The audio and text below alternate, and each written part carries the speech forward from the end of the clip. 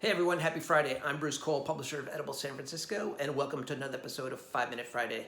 This week we're sticking our red wine in the fridge before we drink it, and we're cooking up some halibut tail, so stick around.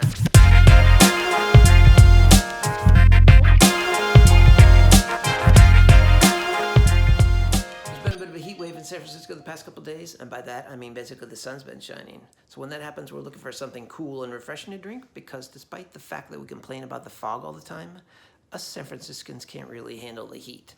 So instead of cracking open an ice cold PBR, I like to chill out with a little bit of red wine, because chilled red wine is perfectly, dangerously quaffable and delicious.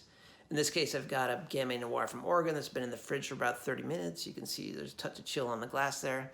Good wines to consider chilling out with would be anything from the Gamay grape, Beaujolais from France, Frappatos from Italy. I like the Acapentes. There's good Malbecs now from Argentina that have lower alcohol levels and a lot of fruit that would work. You can get away with New California Syrahs like those from Wind Gap and Pax that clock in at like 12% ABV. There's good fruity California Pinot Noirs that would also work. And then some of our favorite winemakers like Rhyme and Mathiasen and Brock and Idlewild and Subject to Change. They all make nice light-bodied fruity reds that are perfect for sticking in the fridge. What you don't want to stick in the fridge are big old fruit bombs like Merlots and Cabernets, because chilling them out accentuates the tannins, and they've already got enough of that going on, and that would be a very unpleasant drink. Best thing to do, head to your local wine retailer, ask them for light-bodied fruity reds, stick those in the fridge for about half an hour, crack them open, and then chill out. Cheers. So when we got our email notification from Fresh Catch this week that they had fresh halibut tail, we said yes please. So I've got one here that came from a 23-pound halibut, and halibut are flatfish that live on the bottom of the ocean. The white part's always the part facing the sand, the dark part's facing up, but you can see there's a ton of meat on this piece of tail here. So we're going to throw it in the oven, 400 degrees, just like this. Let it roast for about 30 minutes, and then we're going to make some miso chili butter and some hot, spicy tomato salsa to put on top. Throw some cilantro blossoms on there, and that'll be dinner. Let's do it. So I've got my oven preheated to 400 degrees, and I've got the halibut on a baking sheet here, and I've rubbed both sides of it with oil. And the great thing about cooking a halibut tail, a whole piece here, is it's got this big, thick bone running through the middle. And as the fish cooks, that bone's going to release some extra juices and make the meat nice and juicy and keep it from drying out. Plus, we've got the skin on top, which is also going to keep the meat nice and moist. So we're just going to slide it into the oven for 30 minutes. So when our halibut comes out of the oven, we're going to baste it with miso chili butter. And the reason is because we're sticking that whole tail in the oven with the skin on, we can't really season it ahead of time. So we'll be doing our seasoning after it's done. And we want a lot of butter in there to soak up all that delicious white meat. So to make miso chili butter, it's only 4 ingredients. I've got about 4 tablespoons of softened butter. I've got some aged fermented country miso. Going to use about a tablespoon of that. It's got all that umami fermented goodness. And speaking of fermented goodness, we're going to stir in some fish sauce, because that's like the secret ingredient to everything. I even stirred it into my tomato sauce for pasta. Mamma mia. And then we're going to put a big pinch of Aleppo chili flakes for a lot of spice. We've got the fat, we got the umami, we got the fish stuff going on, and we got the spice. And we'll be all covered. So here's our halibut. It's been in the oven for 30 minutes at 400 degrees, and now we're going to cut away the white skin on the top here to expose the flesh. We'll baste it with the miso chili butter, and then put the tomato salsa on top. So we're just going to slide our knife in underneath the flesh here, and you can see it's already coming off nice and loose like that.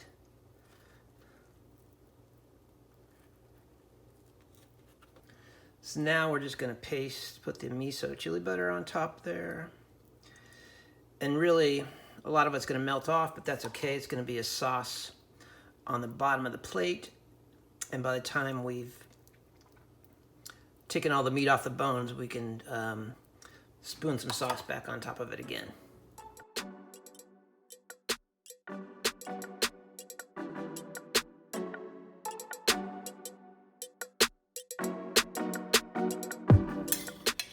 And now we've got our salsa.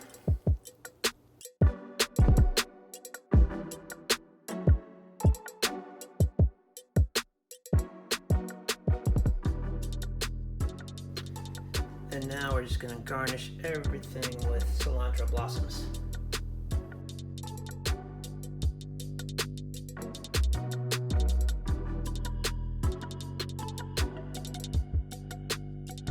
So here it is, our whole halibut tail with miso chili butter and tomato salsa. How beautiful is that? Bon appetit.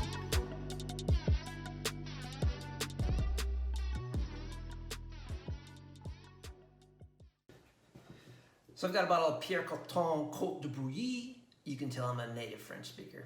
It's a Gamay and it's got a red wax cap, and I'm going to show you how to open it. Now, I used to be bottles of wine with wax caps. I'd sit there and take my corkscrew and take the blade and chip that off, all the wax off until it's all over the table till finally you get to the cork and pop it open. But there's a smoother way. So I'm going to show you how to do that. But first, before I forget, Pierre, former motorcycle mechanic, turned winemaker. Natch. Do people still say Natch? Let's do this. So I probably saw somebody do this on Instagram or YouTube or something, or maybe in a restaurant, but skip the chip, take your corkscrew, just go straight into the wax on top. And then you can just pull it out like that. Comes right off. No mess. So as you can see, I just got one little chip of wax on the table. It's nice and clean open. Poured some in here. Let's give it a go. And yeah, since it's a Gamay, it's been in my fridge for about 30 minutes, so it's just barely chilled. Holy smokes, this is what it tastes like.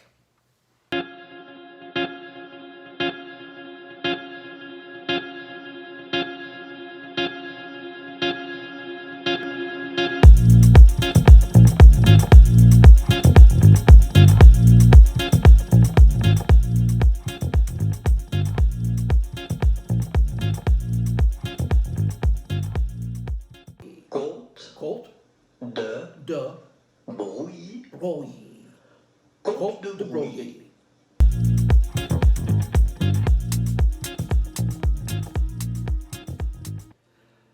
That's it for this week's episode. Hope you've managed to snag a fishtail somewhere, and let us know if you're chilling out with some red wine.